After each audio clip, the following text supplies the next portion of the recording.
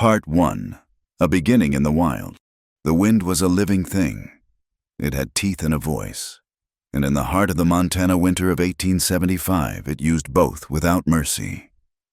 It screamed down from the jagged peaks of the Bridger Mountains, a relentless keening sound that scraped the soul raw. It scoured the plains, piling snow into drifts as high as a cabin, burying fences, and erasing the very memory of the narrow track that passed for a road to the small, huddled town of Redemption. In a solitary cabin, nestled in a shallow dip of the prairie that offered scant protection, Sarah Brennan listened to that voice. She had lived with it for 3 winters now, and she knew its every mood: the low moan of an approaching storm, the sharp shriek of a blizzard in its full fury, and the whispery sigh it made as it sculpted fresh powder over the grave of her husband, Liam. At 22, Sarah carried the title of widow like a heavy, ill-fitting coat.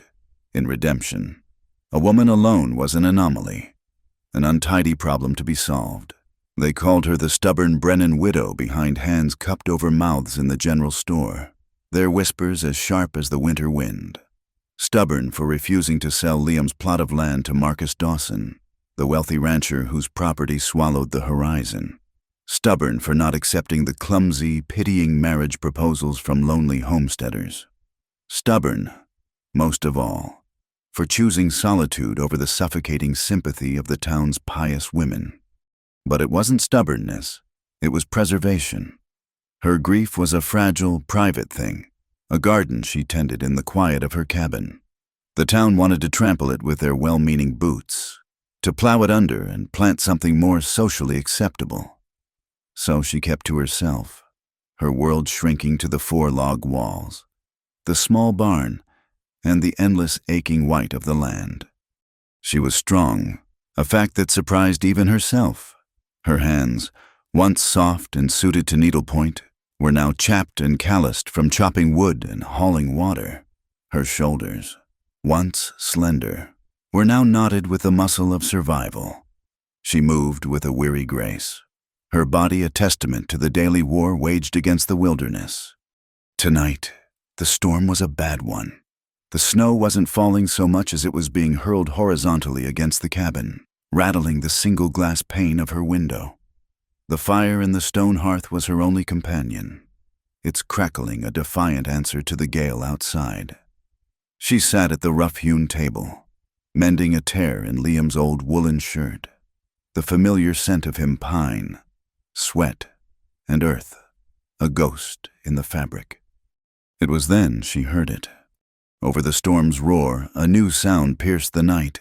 It was a frenzied, guttural snarling, followed by a sharp, pained cry that was undeniably human.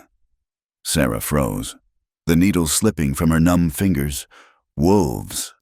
The big gray timber wolves had grown bold this winter, their hunger driving them closer to human settlements.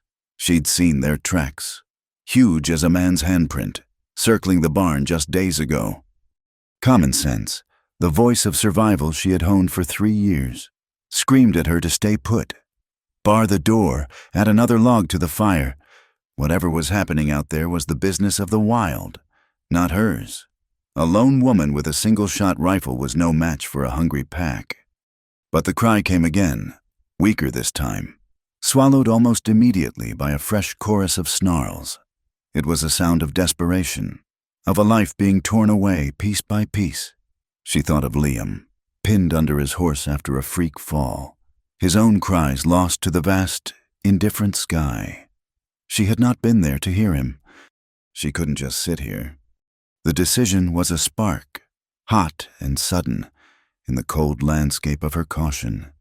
She stood up, her heart hammering against her ribs.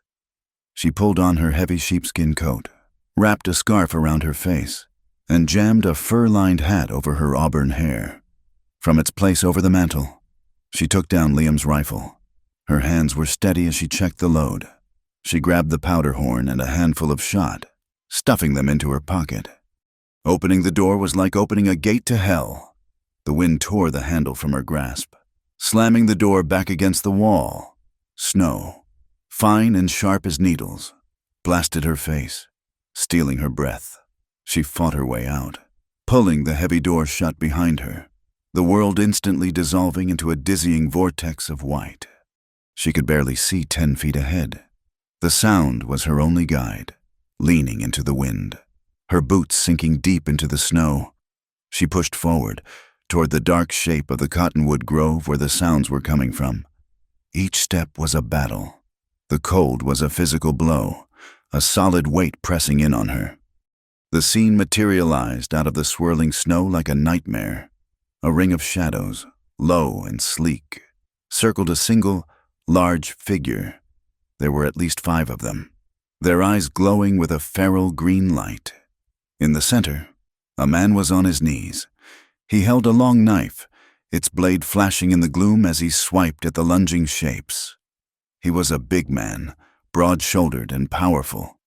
But he was failing. His movements were slow, sluggish. A dark stain was spreading across his thigh, another on his shoulder.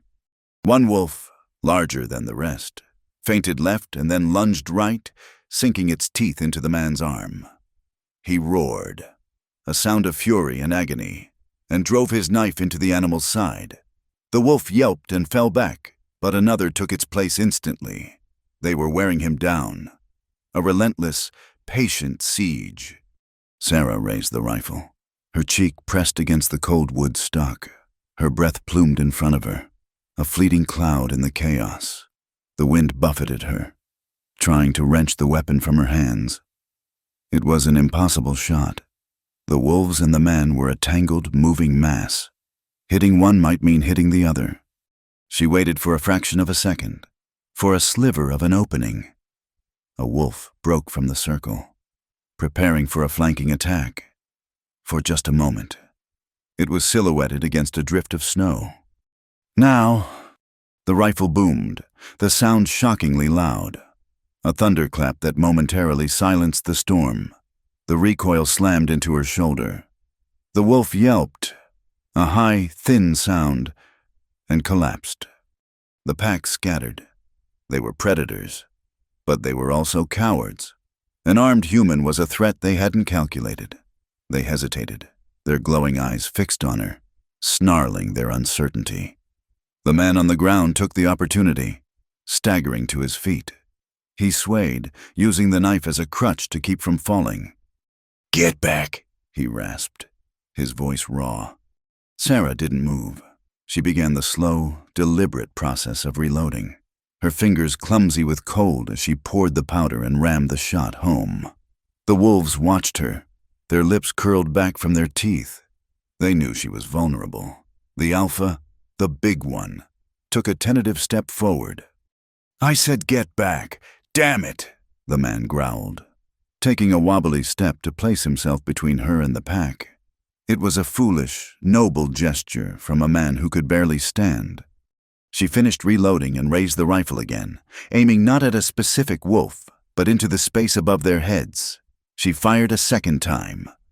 The blast echoed across the frozen prairie. This time, the wolves broke and ran, melting back into the storm that had spawned them, leaving only the dead one and the silence. The silence was profound. The world was just the howling wind and the two of them, standing in a trampled, blood-stained circle of snow.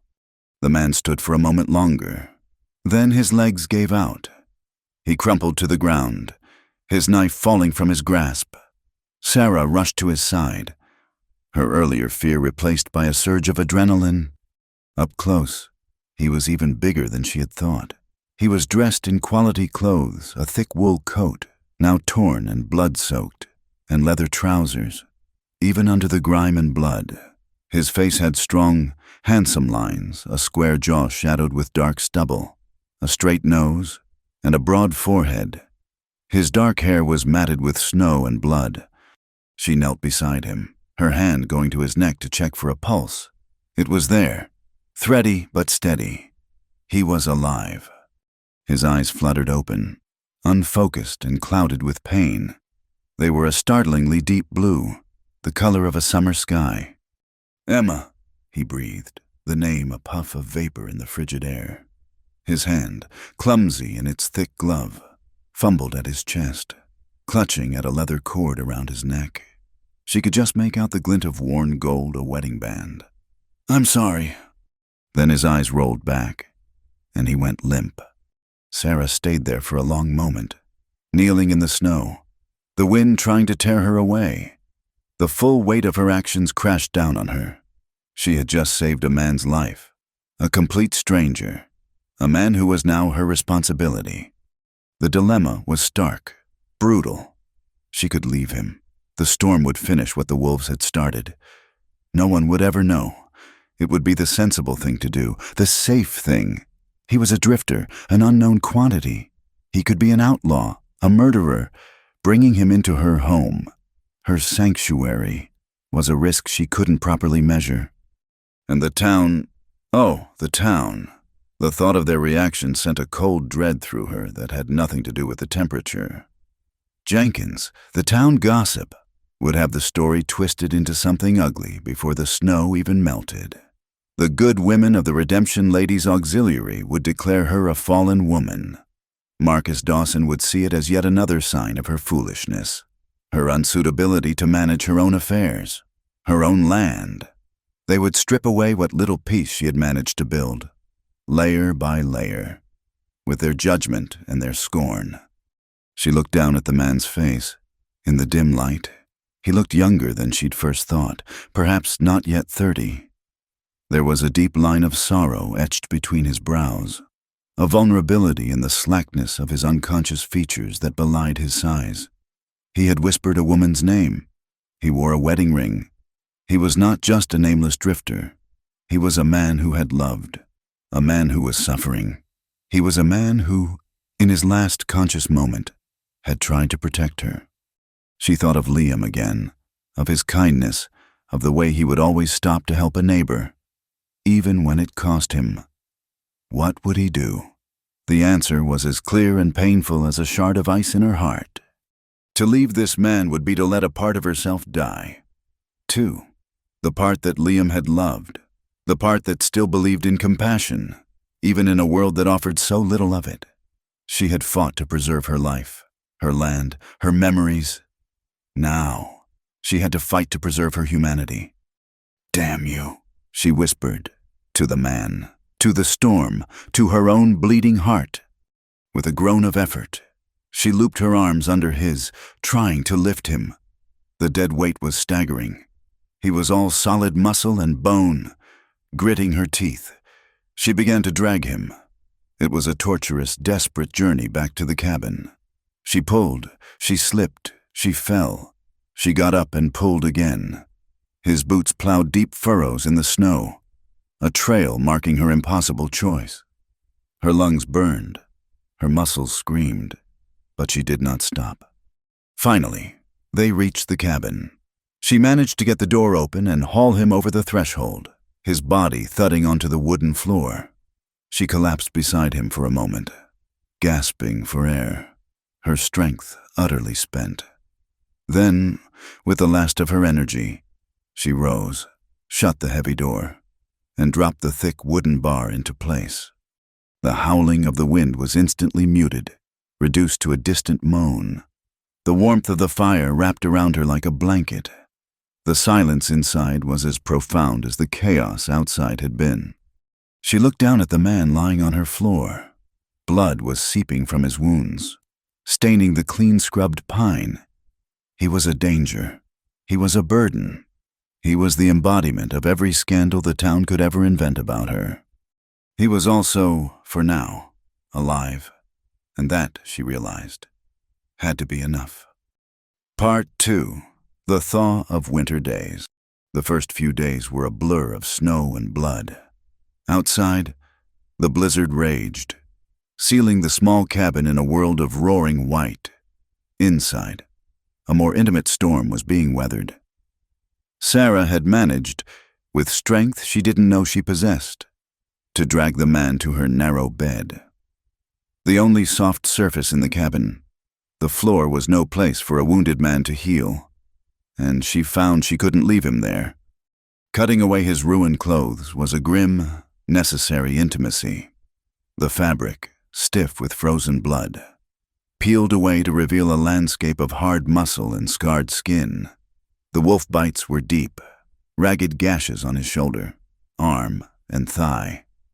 She worked with a methodical focus learned from years of tending livestock and stitching up Liam's occasional injuries. She cleaned the wounds with boiled water and whiskey, the sharp scent of alcohol mingling with the metallic tang of blood. He flinched and groaned in his delirium, but never woke. As she wrapped the last of the clean linen around his thigh, she noticed the leather cord around his neck again. Tucked beneath it, against his skin, was the worn gold wedding band, a silent testament to a life she couldn't imagine. For 3 days, he was lost in a fevered wilderness of his own. He thrashed against her sheets, his powerful body slick with sweat. He spoke, not to her, but to ghosts. "Emma, the water, it's not enough," he'd murmur, his voice thick with a parched despair. "Hold Lily close. Keep her warm."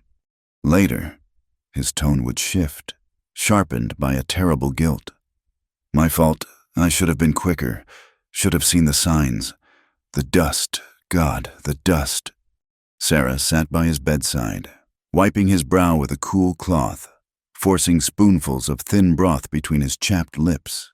She listened to the fragmented confessions, piecing together a tragedy. A wife named Emma, a child, Lily, a sickness. He wasn't a common outlaw, she reasoned. An outlaw's ghosts were men he'd shot, not a woman and child he'd failed to save. This man was haunted by love. The realization settled in her heart, not as a comfort, but as a shared, aching weight. She, too, knew the shape of such ghosts. On the 4th day, the storm broke.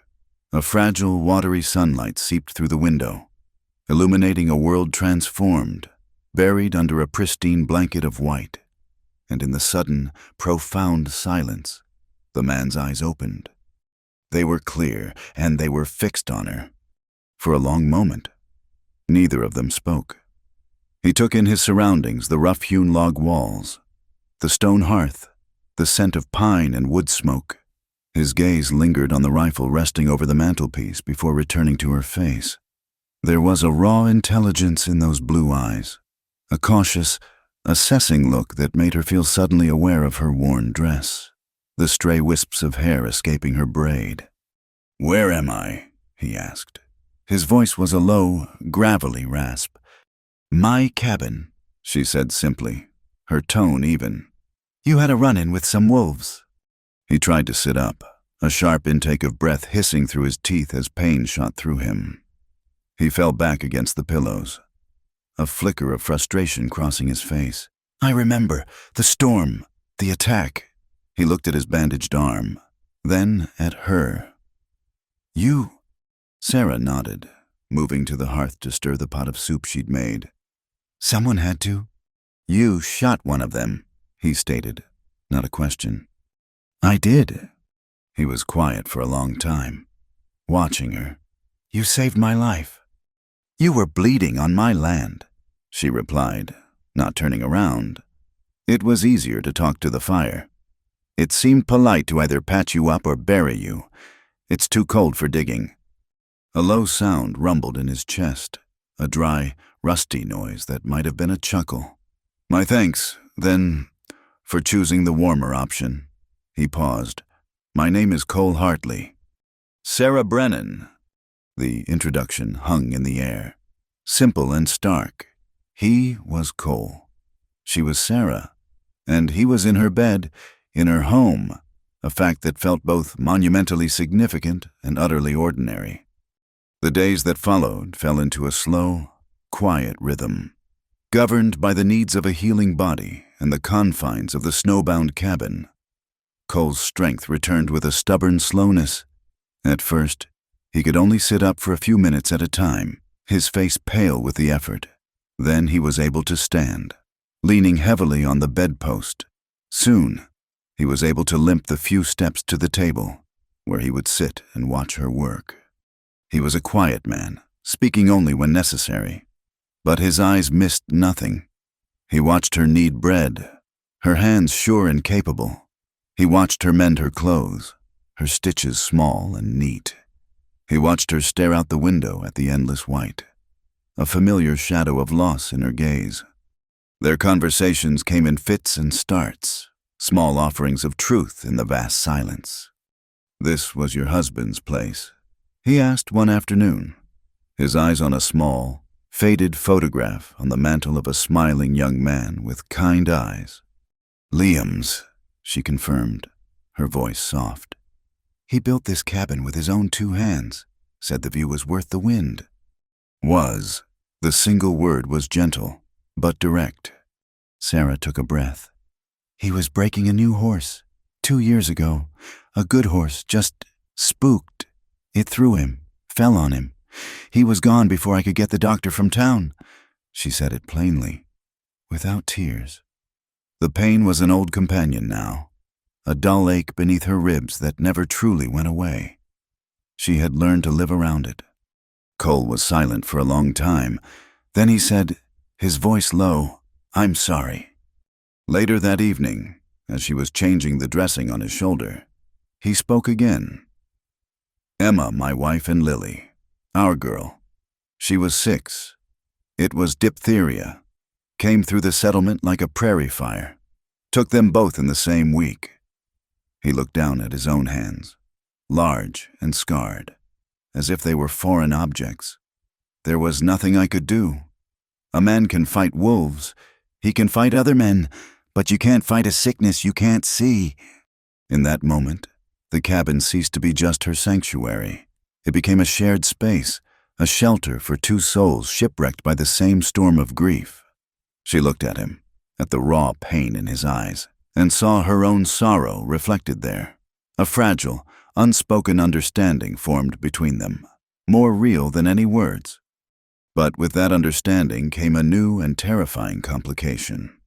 As Cole healed, Sarah began to see more than just a patient or a fellow griever. She saw the way his eyes crinkled at the corners when he was amused by one of her dry remarks. She saw the immense, contained strength in his shoulders as he began to move around the cabin, his limp lessening each day. One morning, she came in from the barn to find he had stoked the fire and put the coffee on to boil. It was a small gesture, but the simple domesticity of it sent a jolt through her so powerful it nearly buckled her knees. It felt like a betrayal. A ghost Liam stood at her shoulder, his kind eyes full of questions she couldn't answer. She was alive, and these new feelings, these flickers of warmth and awareness for another man, felt like a desecration of the love she had sworn to cherish forever. The guilt was a cold stone in her stomach. She grew quiet, her words becoming clipped and practical. She avoided his gaze, busying herself with chores, creating a distance he could feel but not understand. Cole, for his part, was fighting his own demons. The kindness Sarah showed him was a balm he felt he didn't deserve. He was a man with a shadow trailing him, a secret far darker than the grief he had shared. He believed himself to be a contagion, that his very presence would blight her quiet, decent life. This fragile peace they had found was a lie, and he was the liar at the center of it. He wanted to feel human again, to accept this offered grace. But the guilt of his past was a brand on his soul. So he, too, withdrew, his silence a wall against the warmth she offered. The small cabin grew thick with unspoken things. After a week, the snow had settled enough that a trip to town was possible and necessary. Their supplies were running low. "I need to go to Redemption," she announced one morning, pulling on her boots. "I'll be back before nightfall." "It's not safe," Cole said, his voice rough with concern. "Let me go." "You can barely walk without a limp," she countered flatly. "Besides, a stranger with a story about wolves and a face no one recognizes, that'll go over well." She gave him a hard look. "Stay inside. Keep the door barred. Don't show your face at the window. Don't even breathe too loud." The trip to Redemption was jarring. After days of isolation, the sight of other people, the sound of voices was overwhelming. The townspeople nodded to her, their faces a mixture of pity and suspicion. In the general store, Abner Jenkins cornered her by the flour barrels. He was a small, weaselly man whose eyes were always moving, collecting details to be woven into gossip later. "Sarah, my dear," he began, his voice oozing a false sympathy. "We were all so worried. That was a terrible storm. Must have been frightfully lonely for you out there, all by yourself." "I managed. Abner," she said, her voice cool as she hefted a sack of flour. Jenkins' eyes narrowed, darting to her basket. He noted the extra linen bandages, the jar of salve, the large block of cheese, the hefty amount of coffee. It was more than a lone woman typically bought. "Getting ready for a long winter, I see," he said, a sly smile playing on his lips. "Good to be prepared. Never know when you might have company." Sarah's blood ran cold. She paid for her goods, her face an unreadable mask, and left the store, feeling Jenkins' eyes on her back the entire time. The ride home was tense, every shadow seeming to hold a prying eye. She was wrong about the shadows, but right to be worried. Abner Jenkins, his curiosity piqued, decided his route home would take him on a wide loop, past the Brennan homestead. He told himself it was just to make sure the poor widow was safe. He didn't ride up to the cabin. Instead, he tethered his horse in a copse of aspens and crept closer on foot, keeping to the deep snowdrifts.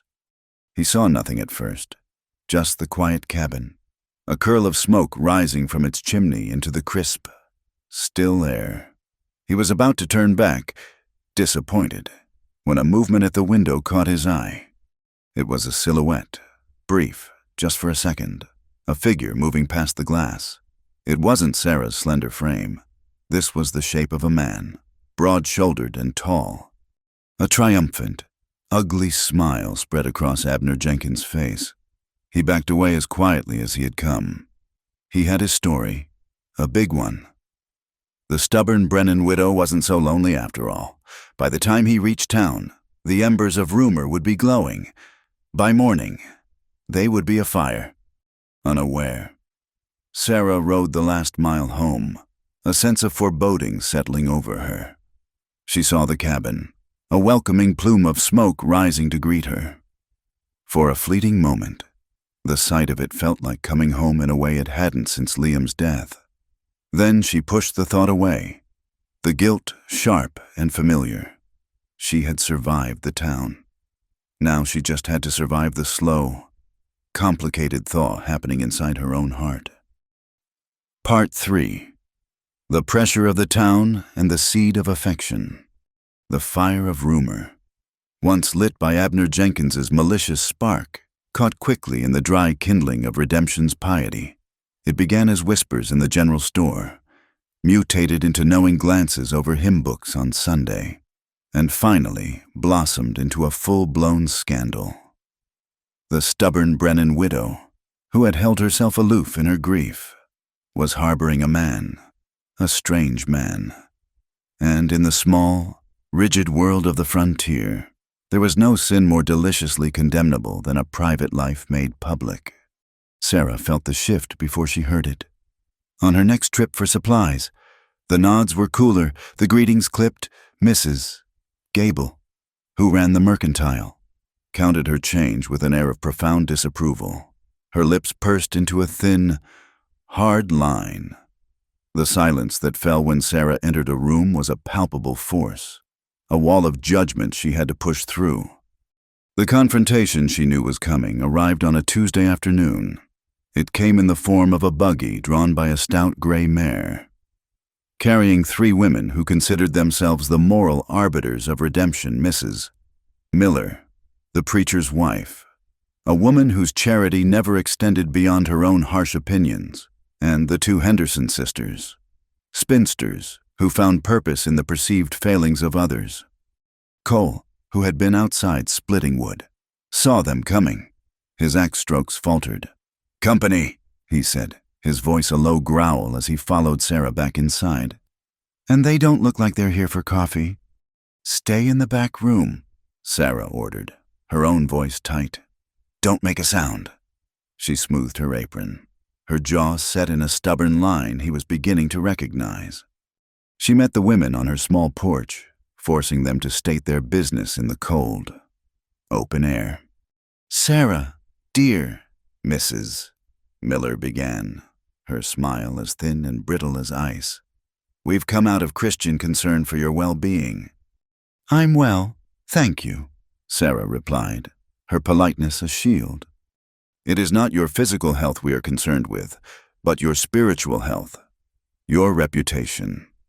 One of the Henderson sisters chimed in, her eyes darting toward the cabin door as if expecting a demon to emerge. "The whole town is talking."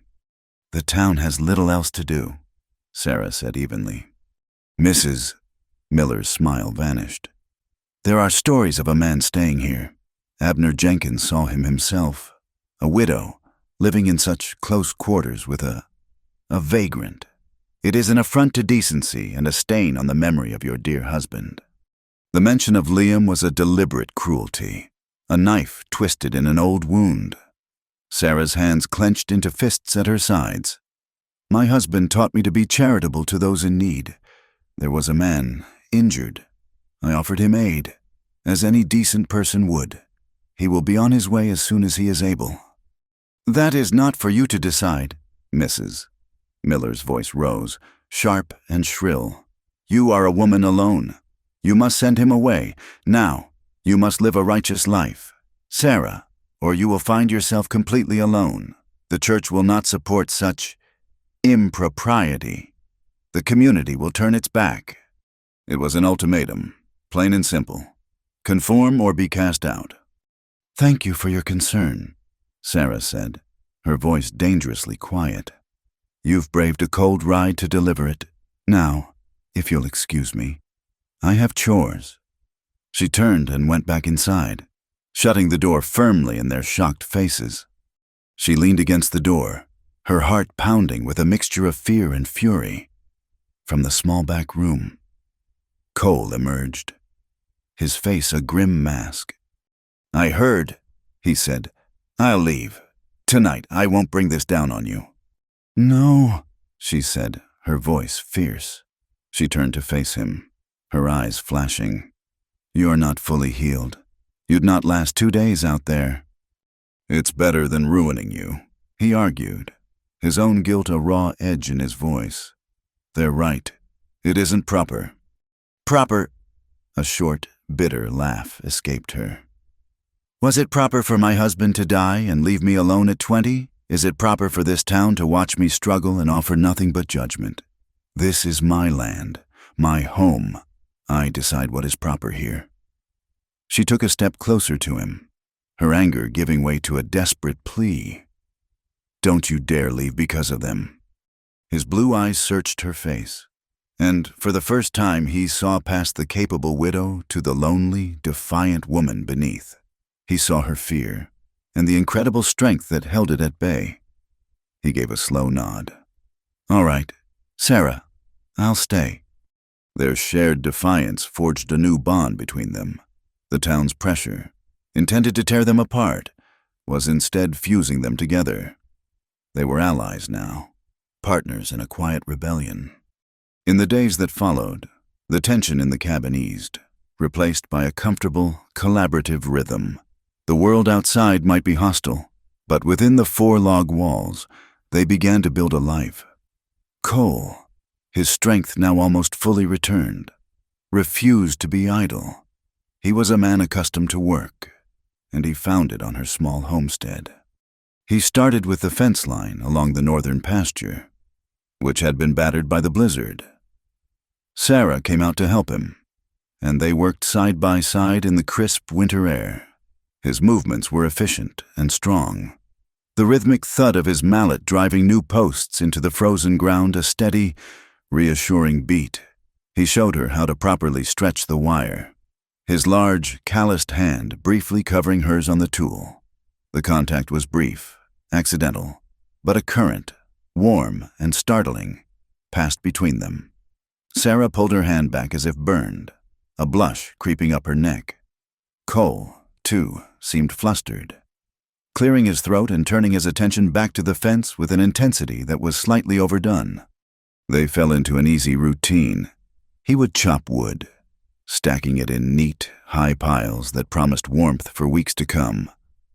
She would tend to her small flock of chickens, and he would follow with a bucket of grain, the birds clucking and scattering around his worn boots. One afternoon, she found him in the small barn, expertly mending a piece of Liam's old tack, his brow furrowed in concentration. He looked up and gave her a small, hesitant smile, and she felt her own lips curve in response without her permission. Laughter, she discovered, came more easily. It happened when a clumsy hen tried to fly and landed in a snowdrift, its dignity in tatters. Cole let out a genuine, deep laugh, and the sound was so unexpected and welcome that Sarah found herself laughing with him, the sound bright and clear in the cold air. They cooked their meals together, moving around the small kitchen in an unspoken dance. She'd be rolling out dough for biscuits while he'd be frying bacon. The simple, domestic act feeling both strange and wonderfully normal. In the evenings, they would sit by the fire, the silence between them no longer a wall, but a shared space of comfort. They spoke of small things, the weather, the stubbornness of a particular cow, the best way to mend a woolen sock. They were small, ordinary conversations, but they were building a bridge across the chasm of their separate griefs, plank by plank. The arrival of Marcus Dawson shattered that peace. He didn't come in a buggy. He rode a magnificent black stallion that dwarfed Sarah's mare. He was a man in his late 50s, but he carried his years and his wealth with an unshakable arrogance. His coat was fine wool, his boots polished to a high sheen. He was the king of this territory, and his gaze swept over Sarah's small homestead with the dismissive air of a man assessing a property he already owned. Sarah met him by the newly mended fence, Cole having discreetly withdrawn into the barn at the sight of the rider. "Sarah!" Dawson boomed, his voice oozing a proprietary charm that set her teeth on edge. He tipped his hat but didn't dismount, forcing her to look up at him.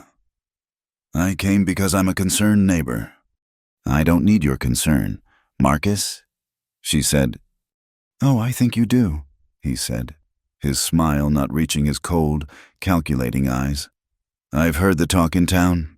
Very unfortunate. A woman of your standing, allowing her reputation to be sullied by taking in stray men." "A man needed help. I helped him." "Charity is one thing," Dawson said smoothly. "Foolishness is another. This town has rules.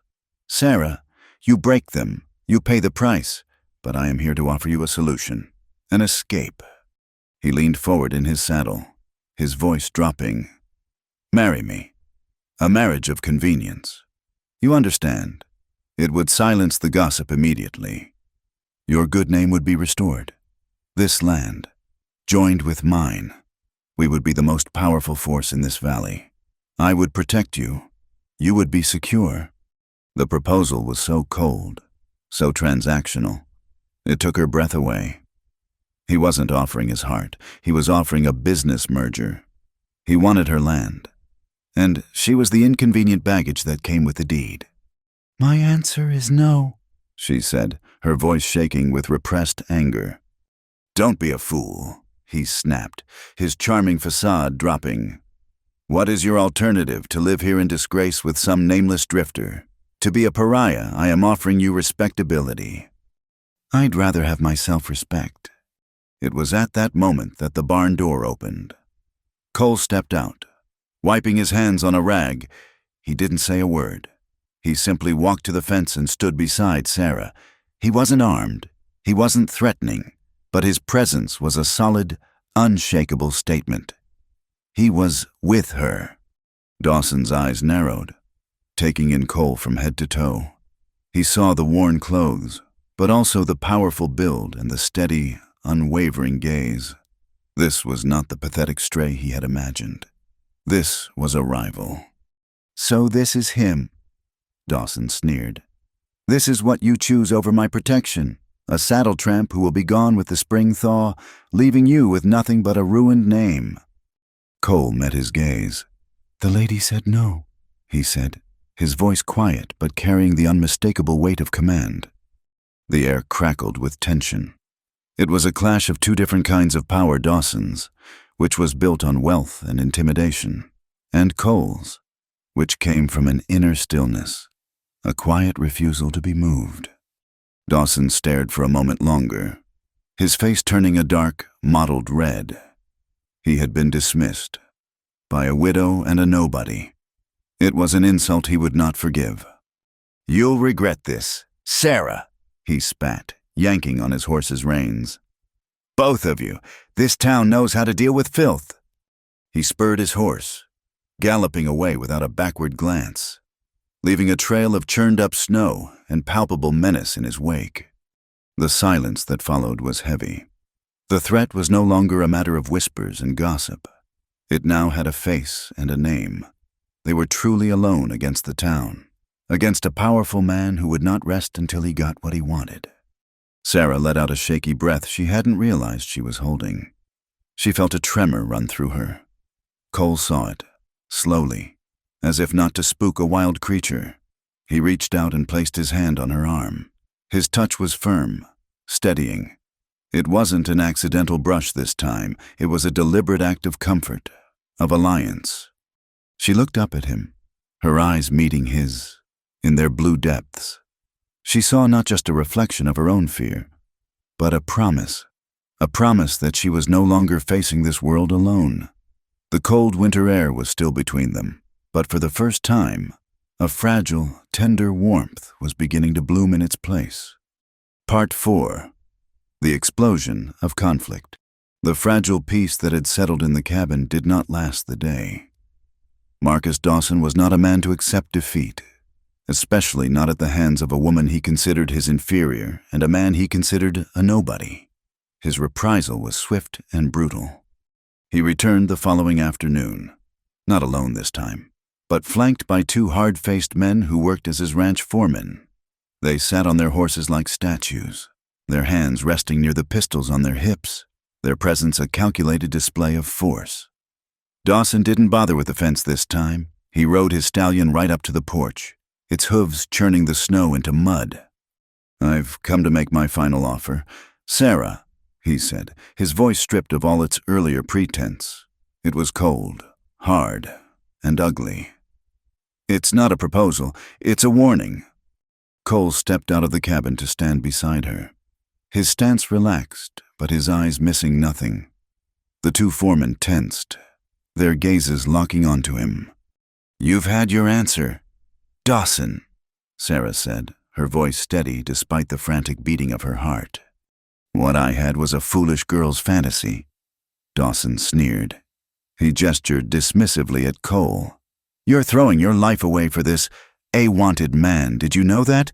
Widow. The man you're sheltering has a price on his head." Sarah's blood ran cold, but she didn't look at Cole. She kept her eyes fixed on Dawson. "You're a liar."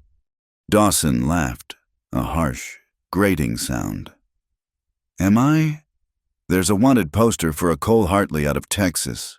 Murder, $500 reward. I've sent a letter to the territorial marshal. It's only a matter of time before they come for him. And for you. Harboring a fugitive is a serious crime." He leaned forward, his face a mask of predatory glee. "But I can make that all go away. Sign your land over to me. I'll give you a fair price. You and your killer can be gone before the marshal ever gets my letter. Disappear.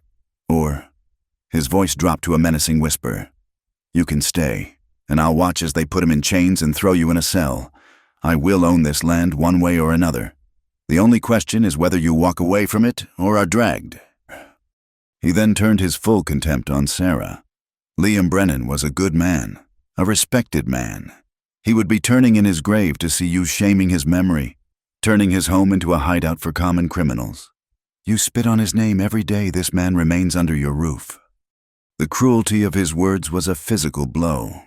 Every fear, every insecurity the town's gossip had planted in her, was now laid bare and trampled on by this man. "Get off my land," she whispered, her voice trembling with a rage so profound it left no room for fear. Cole put a hand on her shoulder, a silent message of support. "You heard her," he said to Dawson, his voice dangerously calm. Dawson stared at them for a long moment, then pulled on his reins. "The offer is good for 48 hours, he said. "Then the letter gets sent. The choice is yours." He and his men turned their horses and rode away, leaving a toxic silence in their wake. The cabin, once a sanctuary, now felt like a trap. The walls seemed to press in on them. Sarah finally turned to Cole, the question she was terrified to ask hanging in her eyes. "Is it true?" she asked, her voice barely audible. "Are you a wanted man?" Cole looked away from her, his gaze fixed on the distant mountains. The muscle in his jaw worked for a long moment before he spoke. "Yes," he said. The word was heavy, a stone dropping into a deep well. He finally met her eyes, and she saw a world of pain and weariness in them, but not for murder. He told her everything. He sat at the rough-hewn table, his large hands resting on the wood, and unspooled the story of his past. He spoke of Texas, of the small ranch he and Emma had built from nothing. He spoke of Judge Josiah Kane, a man who wore a robe but had the heart of a vulture, a man who used the law as a club to steal land for the railroad. Cole had organized the other ranchers. They had tried to fight Kane legally, but the courts were his. "He sent a man named Finch to burn us out," Cole said, his voice flat, devoid of emotion. "We were in the barn when the house went up in flames. I got Emma and Lily out, but Finch was waiting. He wasn't there to scare us. He was there to erase us." Cole took a ragged breath. "He drew on me. I was faster. That's all it was. He would have killed my family. I shot him. I don't regret it." He looked down at his hands. "But Kane owned the sheriff, the witnesses, everything. Before Finch's body was cold, there was a warrant for my arrest. Murder. They said I shot him in the back. A lie. But a lie told by a judge carries more weight than the truth told by a rancher. I ran, not from the law, from him. I've been running ever since." He fell silent. The fire crackled in the hearth, the only sound in the room. He had laid his life, his truth, in her hands. He had given her every reason to throw him out, to save herself from the ruin he had brought to her door. Sarah looked at him, at the profound sorrow etched on his face, at the quiet dignity that had not bent even under the weight of such injustice. She thought of the whispers in town, the condemnation of the pious women, the sneering threats of Marcus Dawson. They were all just noise. The truth was sitting in front of her. It was in the honesty of his pained blue eyes. It was in the man who had tried to shield her from wolves when he could barely stand. The man who laughed at the antics of chickens. The man who mended her fences. She reached across the table and placed her hand over his. His skin was warm and rough. "I believe you, Cole," she said softly. A shudder went through him, a release of tension so deep it was as if he had been holding his breath for years. He turned his hand over and laced his fingers with hers. Her hand looked small and pale in his grasp, but her grip was firm, unwavering. In that moment, she was not just believing his story. She was choosing her side. She was choosing him. That night, the world seemed to hold its breath. The temperature dropped, and the wind returned. Not with the fury of the blizzard, but with a low, mournful howl that scraped at the edges of the cabin. In the distance, a lone wolf answered its cry, a sound of primal loneliness that echoed the turmoil in Sarah's heart. She lay in her narrow bed, the blankets pulled up to her chin, but the cold she felt was deep inside her. Dawson's threat was a ticking clock. 2 days, the image of Cole in chains, of herself locked in a cell, played over and over in her mind. But even more terrifying than that was the thought of him leaving, of facing that empty, silent future alone once more. She thought of Liam, of the quiet, gentle love they had shared. She would always cherish it. It was a part of who she was. but it was a memory. Cole was here. He was real. He was a man who had seen the worst of the world but had not let it extinguish the goodness in him. He had reawakened a part of her she thought had died with Liam, the part that could feel, the part that could hope. She could not lose that. She would not. The decision was not a thought, but a deep, visceral pull, an undeniable truth that rose from the core of her being. She could not fight the world outside and fight the feelings inside at the same time. She had to choose. Slowly, she pushed back the covers.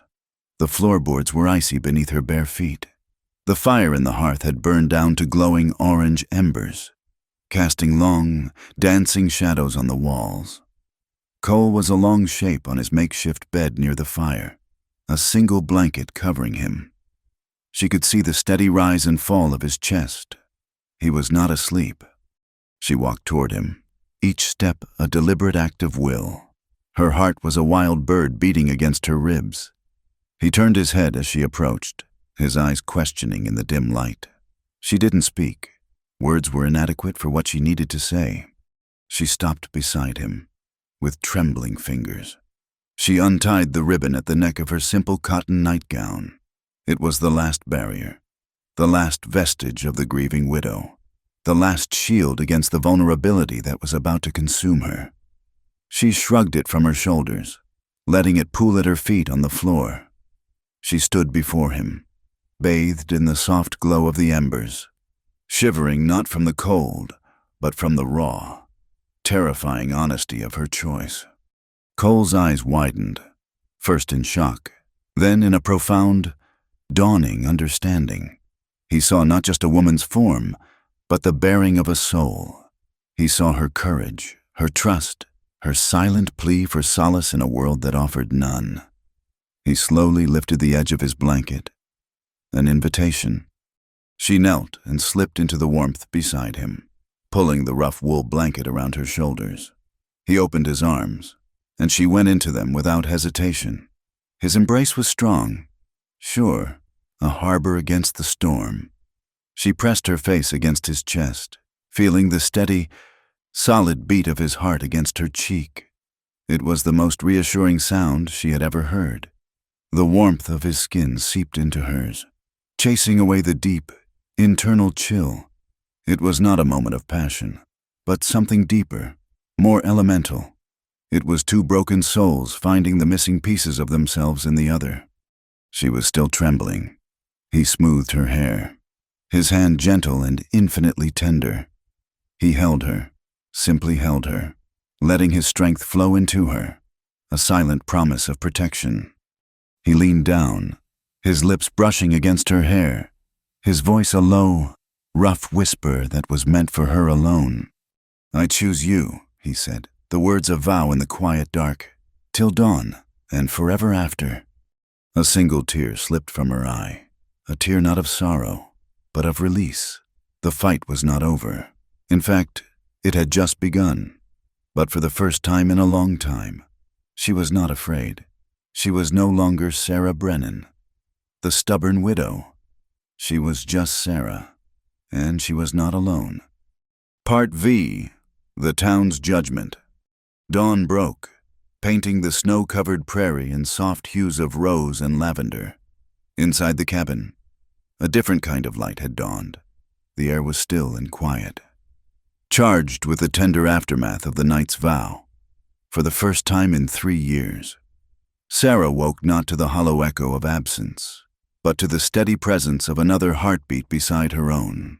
Lying in the circle of Cole's arms, a fragile, fierce sense of peace settled over her.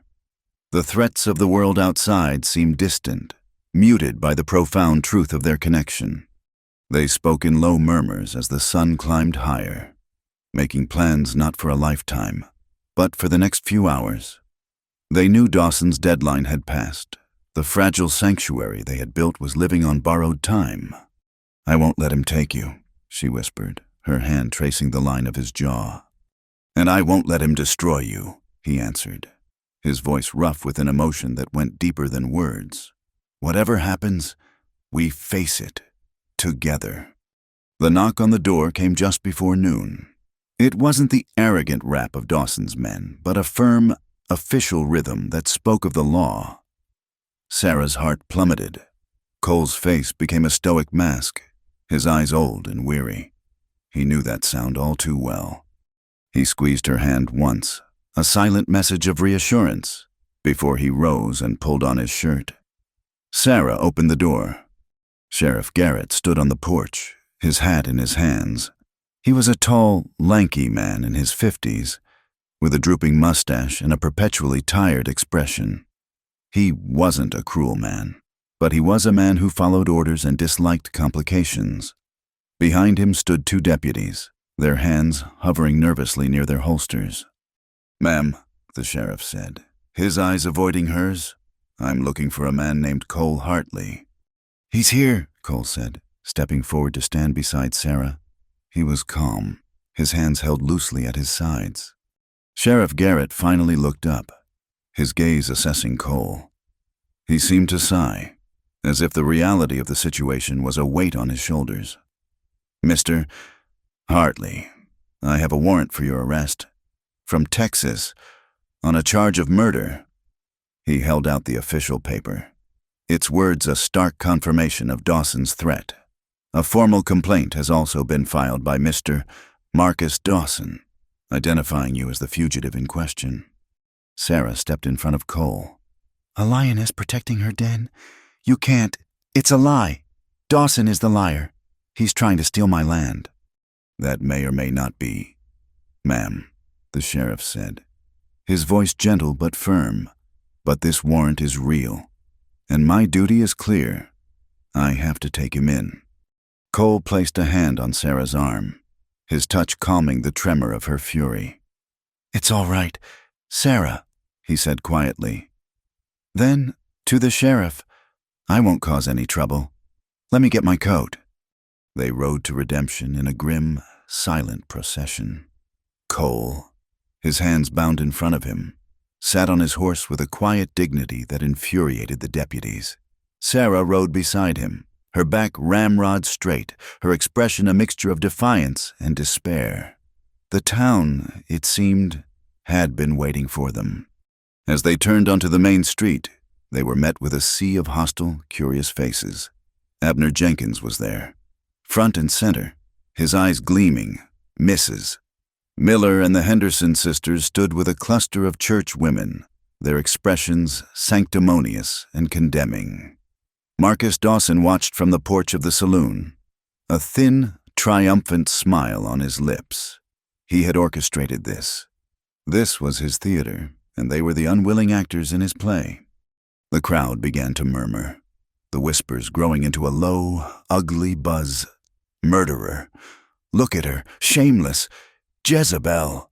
The words were like stones, thrown from a safe distance. Sheriff Garrett led Cole toward the small stone building that served as the town's jail. As Cole dismounted, a man in the crowd, emboldened by the mob mentality, shouted he ought to hang and her with him. That was the spark. Sarah slid from her horse, her face pale, but her eyes blazing. She walked not to the sheriff, but into the center of the street, planting herself directly in front of the crowd, her gaze sweeping over them all. "You condemn him," she called out, her voice ringing with a clarity and strength that silenced them.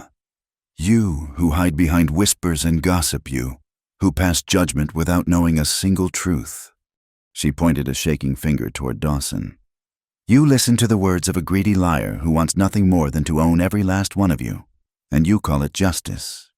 Her eyes found Preacher Miller, who stood beside his wife, looking deeply uncomfortable. "Preacher, you speak of God's law. Then let me tell you of the law this man is truly guilty of breaking." Her voice resonated with passion and conviction. "He is guilty of protecting his family. The man he shot was a hired gun, sent by a corrupt judge to kill him, his wife, and his 6-year-old daughter. He fought to save his child's life." She turned back to the crowd, her gaze locking with Mrs. Miller's cold stare. "You call me a sinner. You call him a murderer. But if the crime he is accused of is choosing to defend his family, if that is a sin in your eyes and the eyes of your God, then I will gladly stand with the sinner. A shocked silence fell over the street. She had taken their judgment and thrown it back in their faces, reframing the narrative from one of sin to one of heroic love. For a moment, she saw a flicker of doubt in some of the faces, a glimmer of shame, but it was quickly extinguished by years of ingrained prejudice. Preacher Miller, spurred by a sharp look from his wife, finally found his voice. He stepped forward, his face a mask of solemn piety.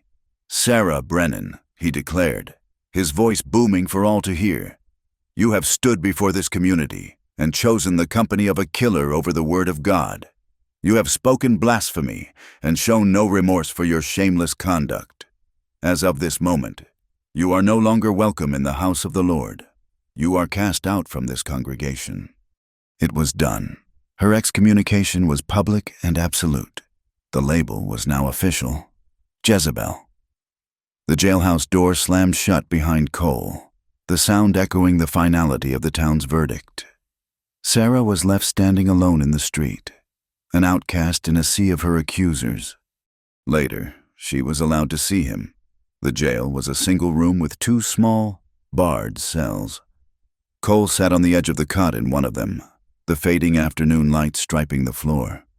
He looked up as she entered, and the forced strength in his expression crumbled when he saw the profound desolation in her eyes. "Sarah," he began, his voice thick with guilt. "Don't," she said, "coming to the bars." She tried to smile, but it was a fragile, broken thing. "It's all right. We knew this was coming." "I saw what they did," he said, his hands clenching into fists on his knees. "What I did. To you. I've made you an outcast." "I chose it," she said fiercely, gripping the cold iron bars. "I chose you. That's all that matters." They spoke for a few minutes more, of lawyers and hope, of things they both knew were just words against an impossible tide. She could see the decision forming in his eyes long before he made it. It was a look of terrible, loving resolve. He was looking at her as if for the last time. That night, she returned to the cabin. The silence was a physical presence, a suffocating weight. Every object, the mended fence, the neatly stacked firewood, the empty space beside her on the bed was a testament to him, a reminder of the life that had been stolen from them. She didn't sleep. She sat in the dark, watching the moon move across the sky, waiting for a dawn she wasn't sure she could face. Cole waited, too. He listened to the rhythms of the small town shutting down, to the changing of the night guard, a single, sleepy deputy who spent most of his time with his boots up on the sheriff's desk. Cole had seen the weaknesses of the jail the moment he'd walked in a loose bar on the back window, a rusty lock on the evidence chest where they'd stored his belt and pocket knife. He was not a common criminal, but he had learned the skills of a survivor. Breaking out of a place like this wasn't about force. It was about patience and observation. Sometime after midnight, using a buckle from his belt and a piece of wire he'd worked loose from the cot, he went to work. It was slow, painstaking, but his hands were steady. Within an hour, the cell door was open. He moved like a ghost through the darkened office, retrieved his gun belt from the locker, and slipped out the back window into the freezing night air. He was free, but he was not saved. Every instinct screamed at him to run, to ride hard and put 100 miles between himself and this town by sunrise. But he couldn't, not yet. He made his way to the stables, where a young boy named Timothy slept in the hayloft. Cole had spoken to him once or twice, had seen a kindness in the boy's eyes. He woke him gently, pressing a silver dollar, one of the few he had left, into the boy's hand. "I need you to do something for me, son," Cole whispered. "I need you to give this to Mrs. Brennan, first thing in the morning. Can you do that? Tell no one you saw me." The boy, wide-eyed and awestruck, nodded solemnly. Cole handed him a small, folded piece of paper. Sarah was sitting at the table, watching the first gray light of dawn touch the horizon, when she heard the soft knock. It was Timothy, his face pinched with cold and the importance of his secret mission. He handed her the note and was gone before she could say a word. Her hands were trembling as she unfolded the paper. The handwriting was strong and clear, like the man who had written it. There were only a few words. You deserve a life, not a legend. Goodbye, Sarah. She read the words once, twice. The paper slipped from her numb fingers and fluttered to the floor. He was gone. He had done the one thing she had begged him not to do. He had left, sacrificing himself to save her, believing he was giving her back a life of peace. He didn't understand. He was her life now, and a life without him was no life at all. Part 6. The Chase and the Reckoning. For a single, desolate moment, the note in Sarah's hand was the heaviest thing in the world.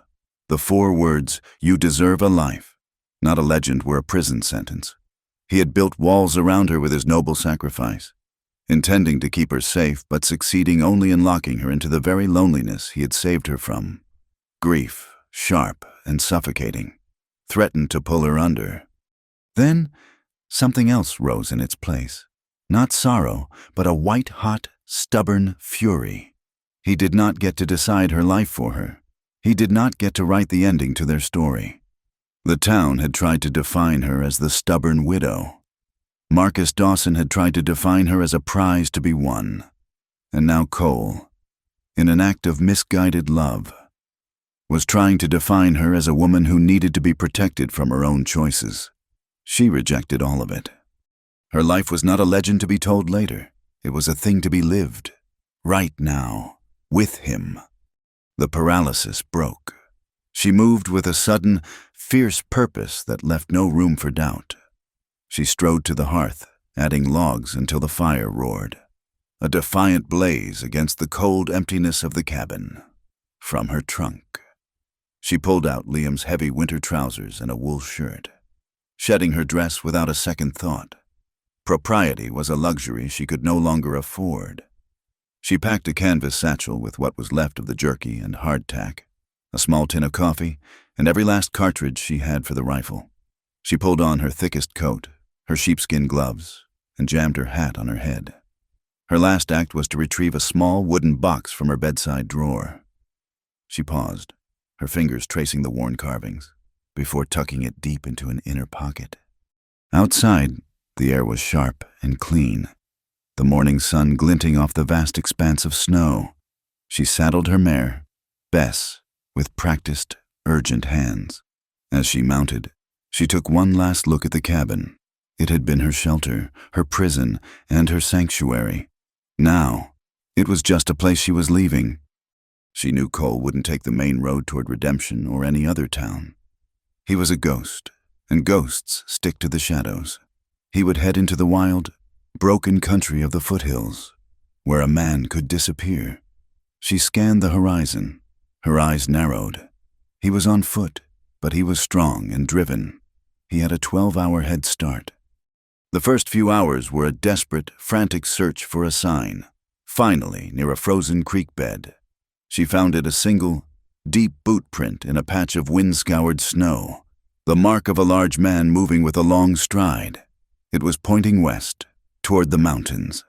Her heart leaped with a fierce, triumphant hope. She had the trail. The pursuit was a grueling ordeal. She pushed Bess harder than she ever had before, navigating treacherous, snow-filled gullies and dense thickets of pine. The world was a vast, silent wilderness of white and blue, and she was a solitary speck moving through it, fueled by a conviction so powerful it felt like a fire in her blood. She was not just a woman chasing a man. She was a promise chasing its fulfillment. She tracked him all day, the sun arcing across the sky, the prints becoming fresher, her resolve hardening with every mile.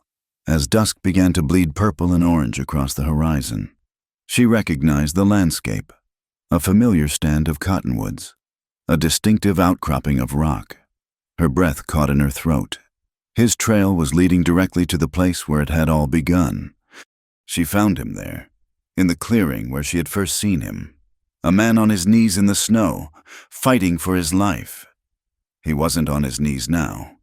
He was standing by the largest cottonwood, his back to her, staring out at the mountains as the last light of day faded. His horse, which he must have retrieved from a hidden spot, was tethered nearby. He looked like a man saying a final goodbye to the world. She dismounted, her boots making no sound in the deep powder. She walked toward him, the rifle held loosely in her hand. "Running away seems to be a habit of yours," she said, her voice clear and steady in the quiet air. Cole spun around, his hand instinctively going to the pistol at his hip before he realized who it was. The shock on his face was absolute, followed by a wave of disbelief and a dark flash of anger. "Sarah," he breathed, his voice a low growl of protest. "What are you doing here? You shouldn't have come." "You didn't give me much of a choice," she said, stopping a few feet from him. "Did you really think I'd just read your note and go back to mending socks, that I'd let you walk out of my life so you could feel noble about it?" "I did it to protect you," he insisted, taking a step toward her. "Dawson, the town, the law, they will destroy you because of me. I gave you your life back." "My life?" Her laugh was sharp, devoid of humor. "You think that silent cabin is a life? You think the scorn of those hypocrites is what I'm afraid of? I was already living a legend. Cole, the stubborn widow of Redemption Creek." A sad, lonely story people told themselves to feel better about their own miserable lives. I was dying in that legend. She took a step closer, her eyes locking with his, refusing to let him look away. "You walked into my life and you made it real again. You don't get to take that away. You don't get to make my choices for me. We face things together. That was the promise. Or did you forget it already?" His anger deflated, replaced by a raw, aching vulnerability. He saw her then, not as a woman he needed to save, but as an equal, her will as strong and unyielding as his own. The foolishness of his sacrifice lay bare before him. He had tried to protect her from the world, not realizing that for her, he was the world. "I'm sorry," he whispered, the words torn from him. "Sarah, I'm so sorry." She closed the distance between them, her gloved hands coming up to frame his face. "No more noble exits," she said, her voice soft but firm. "No more running. Not from them, and not from this. We face it all, or we have nothing."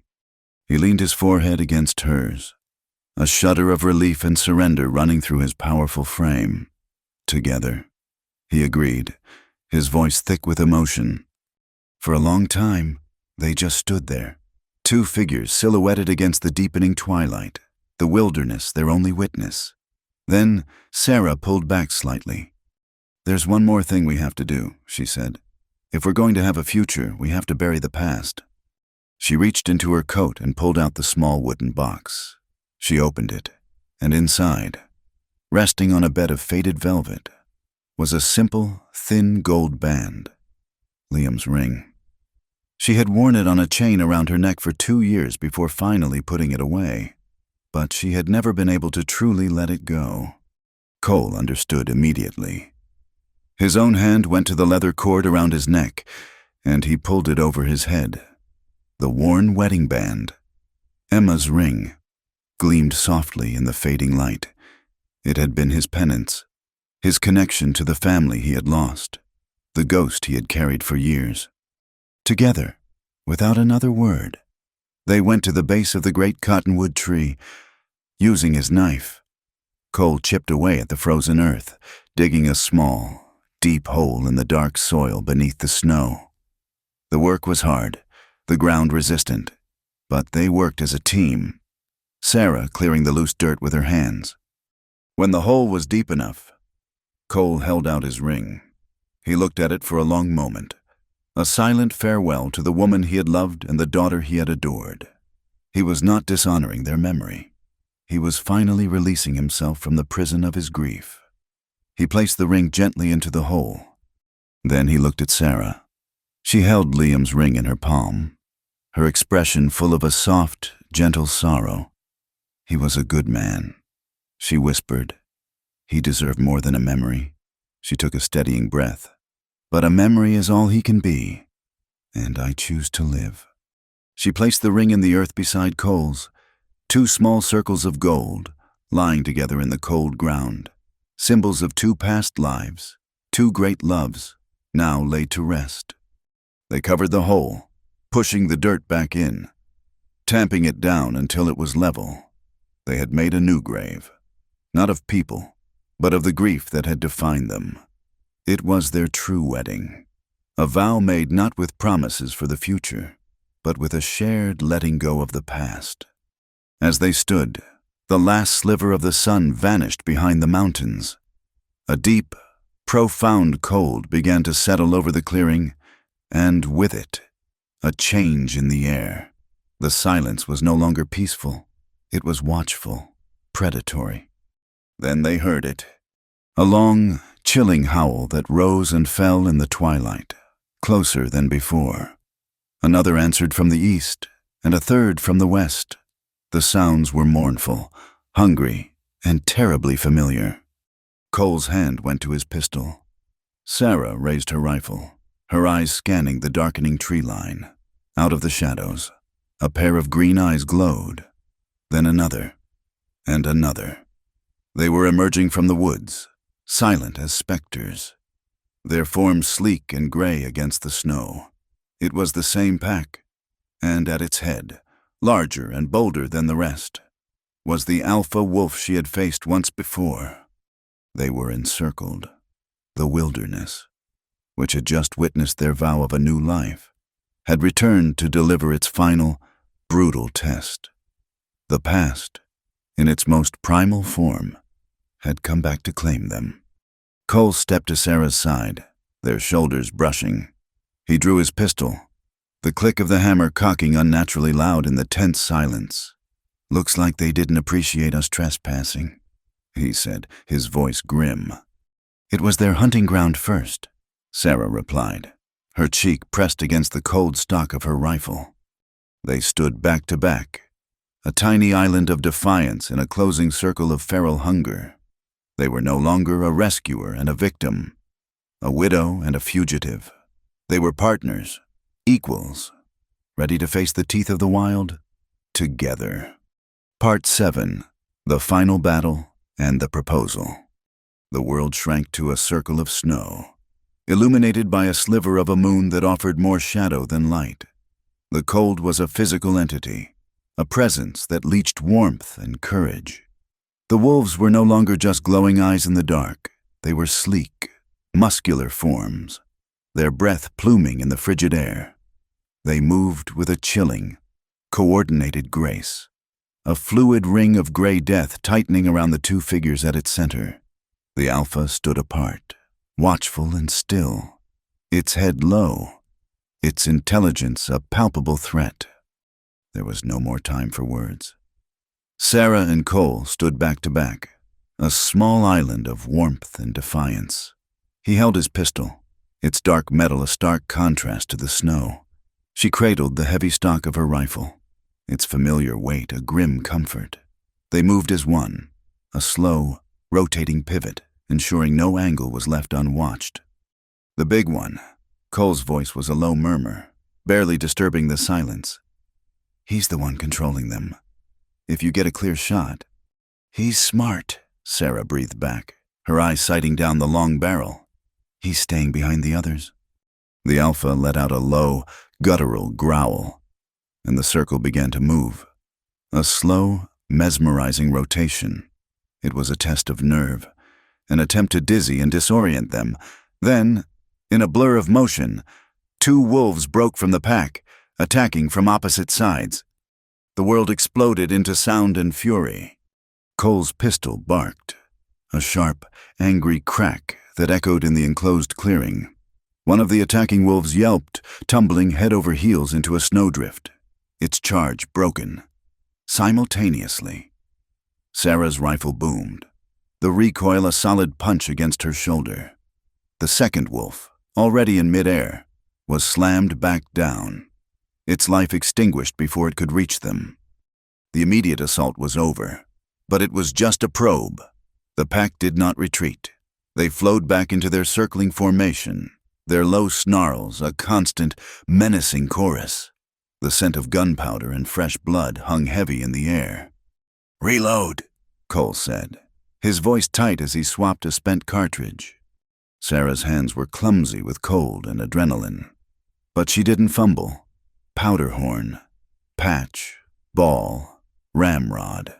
The familiar rhythmic motions were an anchor in the chaos. She worked with a desperate efficiency, her mind narrowed to this single life-or-death task. They didn't wait for her to finish. The Alpha growled again, a different note this time, a command for a full assault. They came not in ones or twos, but as a wave of gray fury. It was no longer a battle. It was a siege. Cole was a whirlwind of controlled violence. He stood his ground, his pistol bucking in his hand, a bulwark against the tide. He moved with a brutal economy, each shot placed with deadly intent. A wolf lunged for his throat. He met it with a bullet and a vicious backhand that sent the dying animal reeling. Another tried to hamstring him from behind. He spun, his boot lashing out, connecting with a solid, bone-jarring thud. Sarah, her rifle reloaded, became the long-range defense. She didn't aim for the swirling mass, but for the ones that broke free, the ones that tried to flank them. She fired, reloaded, fired again, her shoulder aching from the repeated recoil. The world became a series of snapshots, the glint of teeth in the moonlight, a pair of feral eyes, the satisfying thud of a successful shot. They were a machine, two parts of a whole. Their survival depended on the other's every move. They were no longer fighting for their separate pasts. They were fighting for their one shared future. For a few desperate minutes, it seemed they might hold. The snow around them was littered with the dark, still forms of the fallen. The pack, having lost nearly half its number, began to hesitate. Their snarls were laced with confusion, their attacks less coordinated. It was then that the Alpha made its move. Seeing its pack falter, the great wolf abandoned its position of command. With a speed that was terrifying, it shot across the clearing, not at Cole, who was the more obvious threat, but at Sarah. It ignored the pistol, recognizing the rifle as the greater danger. It moved in a low, silent rush, a gray streak against the white snow. At the same time, another wolf, emboldened by its leader's charge, broke from the other side. Lunging for Sarah's exposed flank, she saw the Alpha coming, swinging the heavy rifle to meet its charge. But she was completely unaware of the second attacker. Cole saw it all. He saw the Alpha's direct assault, and he saw the wolf coming at her from the side. There was no time to shoot both, no time to shout a warning. There was only time for a single, thoughtless, instinctual act. He moved with a desperate roar. He threw himself sideways, his body a shield, placing himself directly in the path of the flanking wolf. The impact was brutal. The wolf, a solid mass of muscle and teeth, slammed into him, its jaws snapping shut on his shoulder. Sarah heard a sickening, tearing sound and a cry of pure agony that was ripped from Cole's throat. He went down hard, the wolf on top of him, its teeth sinking deeper, thrashing its head to inflict as much damage as possible. The Alpha, its charge momentarily disrupted by Cole's action, skidded to a halt a few feet from Sarah. It gathered itself, its lips curled back in a snarl, revealing long, yellow canines. It was ready for the killing leap. Something inside Sarah broke. It was a dam of grief and fear she had been holding back for 3 years. A wall that had been cracked by Cole's arrival and was now utterly shattered by his cry of pain. But what rushed into the void was not despair. It was a cold, clear fury, a rage so pure and absolute it burned away everything else. She didn't have time to reload the rifle. She dropped it. As the Alpha wolf sprang, she drew the long, skinning knife from her belt, Liam's old knife, and lunged to meet it. They met in a tangled explosion of violence. The wolf's weight bore her down into the snow, its hot, rank breath washing over her face. Its jaws snapped, inches from her throat, but she held its head at bay with her left arm, her muscles screaming with the effort. She felt a searing pain as its claws raked her side, tearing through her heavy coat and into the flesh beneath. But her right arm was free. With a guttural cry that was more animal than human, she drove the knife upward. With all the strength of her body, all the fury of her soul, she aimed for the soft spot beneath its ribs.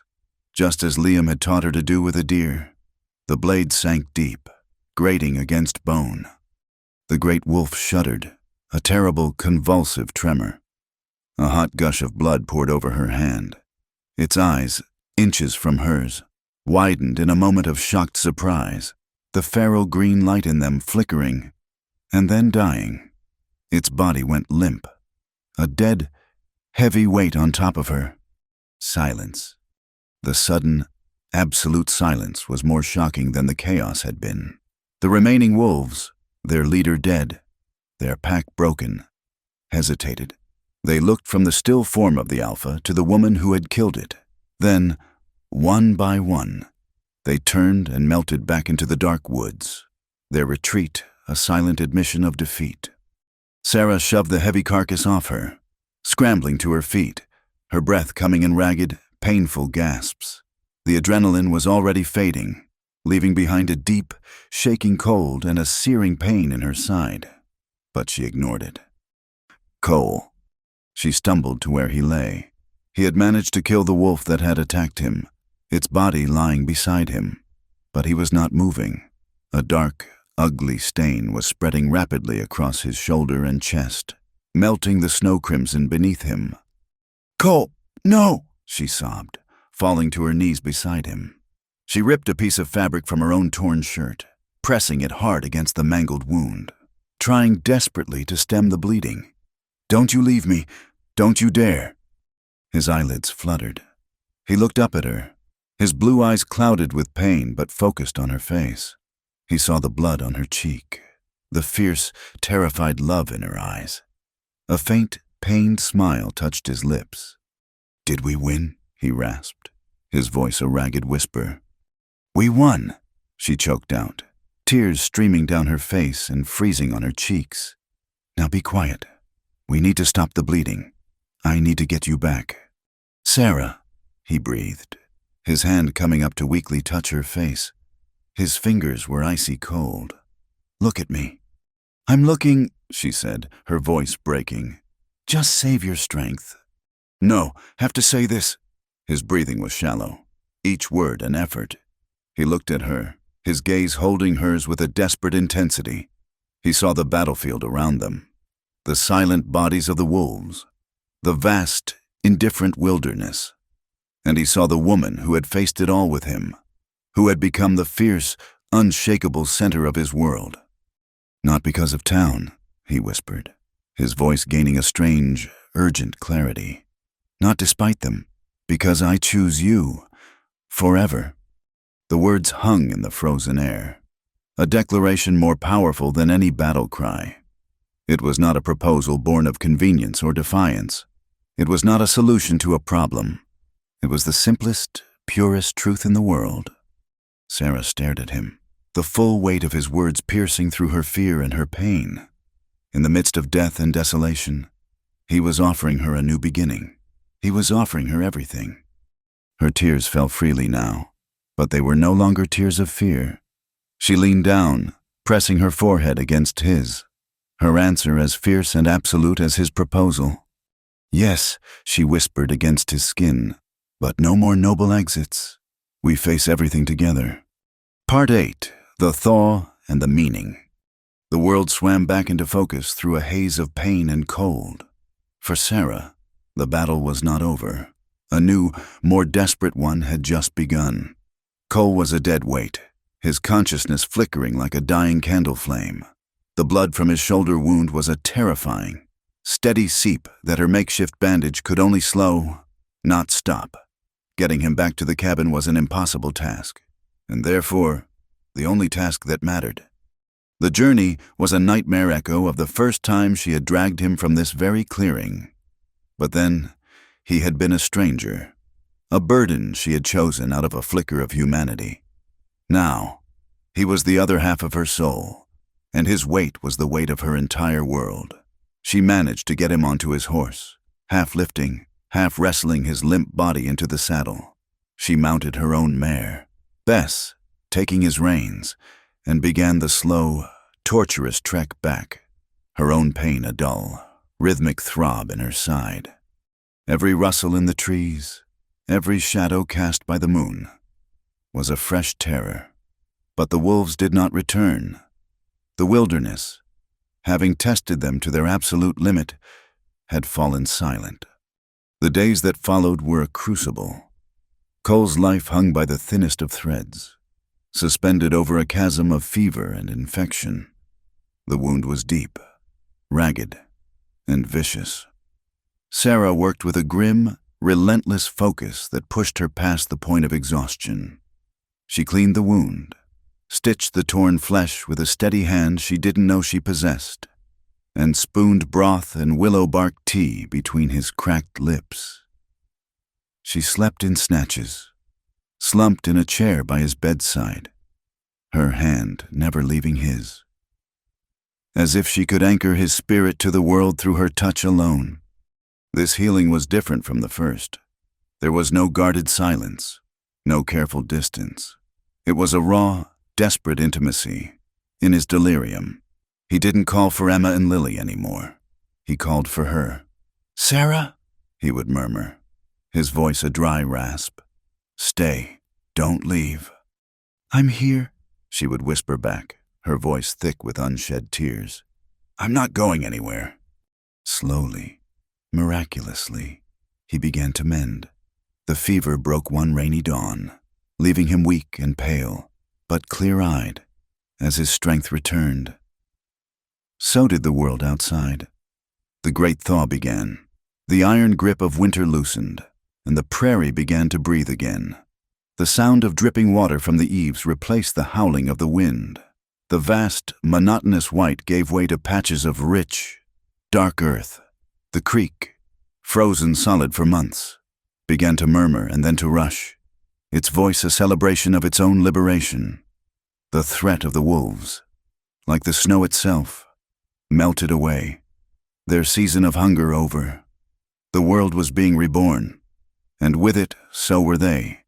One afternoon, as Cole was sitting up for the first time, his arm in a sling but his color returning, they saw a rider approaching.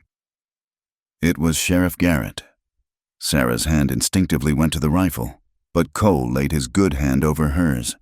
"It's all right," he said. The sheriff dismounted, his face etched with a weary unease. "Heard in town you never came back from your ride. Mrs. Brennan," he said, his eyes flicking to Cole and the clean bandage on his shoulder. "And the prisoner was gone. I came to see what was what." They didn't tell him everything. They told him enough. They spoke of the wolf pack, of the fight, of Cole's wounds. Sarah's own torn coat and the healing scratches on her side were testament enough. Garrett listened in silence, his gaze moving from their faces to the pelts of the two wolves Sarah had managed to skin, which were now stretched and curing on the cabin wall. "Dawson's been telling everyone the marshal's on his way," the sheriff said, his voice low. "Let him come," Cole said quietly. "My story hasn't changed." Sheriff Garrett stood there for a long time, looking at the two of them. He saw not a shameless widow and a dangerous fugitive, but two people who had survived something unimaginable, their bond forged in a crucible he could barely comprehend. He saw the quiet strength in Sarah's eyes, the unwavering resolve in Cole's. He had come as an officer of the law, but he was leaving as a man who had witnessed something profound. I'll tell them I found you," he said, an unspoken decision in his tone. "That you were tracking the fugitive, that he was wounded resisting arrest by the elements." It was a clumsy lie, but it was an offering. "It'll buy you some time." He tipped his hat and left without another word. The tide in redemption began to turn, not as a flood, but as a slow, almost imperceptible shift. The story of the wolf attack, filtered through Sheriff Garrett's reluctant report, became a local legend. The details were murky, But the core of it, that the widow Brennan and the stranger had faced down an entire pack and survived, was undeniable. It was a story of courage and the frontier, for all its harsh piety, respected courage above all else. The final piece fell into place a month later. With the arrival of the circuit judge, he brought with him not a marshal's posse, but news from Texas. Judge Josiah Kane's empire of corruption had collapsed under its own weight. His crimes had been exposed, his warrants nullified. Cole Hartley was a free man, his name officially cleared. The foundation of Marcus Dawson's power, the threat of a false law, crumbled into dust. His influence in the town withered overnight, leaving him an isolated, bitter man, king of a kingdom of greed that no one respected anymore. That spring, on a clear, bright afternoon with the scent of new grass in the air, Cole and Sarah were married. There was no church, no congregation. Sheriff Garrett, looking profoundly awkward in his Sunday best, served as their witness. They stood on the porch of the cabin, the place where she had first been condemned, and made their vows. They were simple words, spoken not for the town or for God, but for each other. They needed no other witness than the wide-open sky and the land they had both fought for. They rebuilt their life, piece by piece. They added a room to the cabin, its new pine logs a testament to their shared work. They bought more cattle, their small herd a promise of a future. The brand they registered was a simple C intertwined with an S, burned into the flank of their new life. Their family, however, was not yet complete.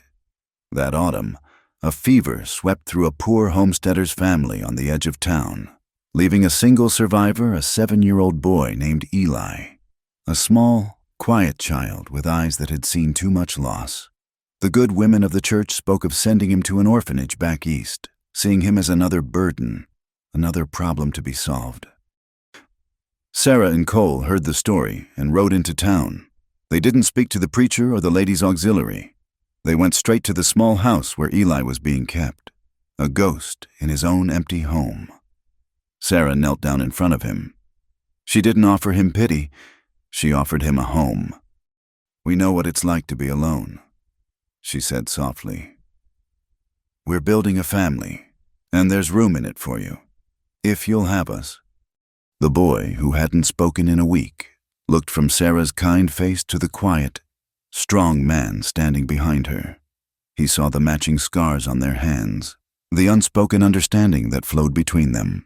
He saw not saviors, but survivors. He gave a small, solemn nod. Their decision to adopt Eli was the final sermon, the one that truly changed redemption. The town watched as Cole taught the boy how to care for a horse, as Sarah read to him by the fire at night. They saw a family being built not from blood, not from law, but from a simple, powerful choice. It was a lesson in a different kind of faith, a faith in the power of human compassion to heal the deepest of wounds. People began to see Sarah and Cole not as sinners or outcasts, but as an example of a courage they themselves had lacked. The nods in town became genuine smiles. Offers of help replaced whispers of gossip. They had not been defeated by the town's judgment. They had, in their quiet, dignified way, redeemed it. The following spring, a year after their battle, they walked with Eli to the Cottonwood Grove. The clearing was no longer a place of violence and fear. It was peaceful, dappled with sunlight. They found the spot at the base of the great tree, the place where they had buried their pasts. And there, growing from that small patch of earth, was a vibrant, impossible burst of color. A cluster of wild Indian paintbrush had sprung up, their scarlet blossoms a testament to the fierce, beautiful life that can grow from a ground soaked in sorrow. Cole put his arm around Sarah's shoulders, and she leaned into him, her head resting on his chest. Eli, chasing a butterfly, let out a peal of delighted laughter that echoed through the trees. They stood there for a long time, watching their son, their future. They had learned the hardest lesson of the West, that love wasn't about running from the darkness. It was about finding the one person willing to stand with you, to light a fire, and to face the wolves together. Thank you for listening. I'd love to know where you're tuning in from, so please leave a comment below to connect and share your thoughts. Don't forget to subscribe to my channel, Wild West Night, like this video, and give it a hype to help more people hear this story.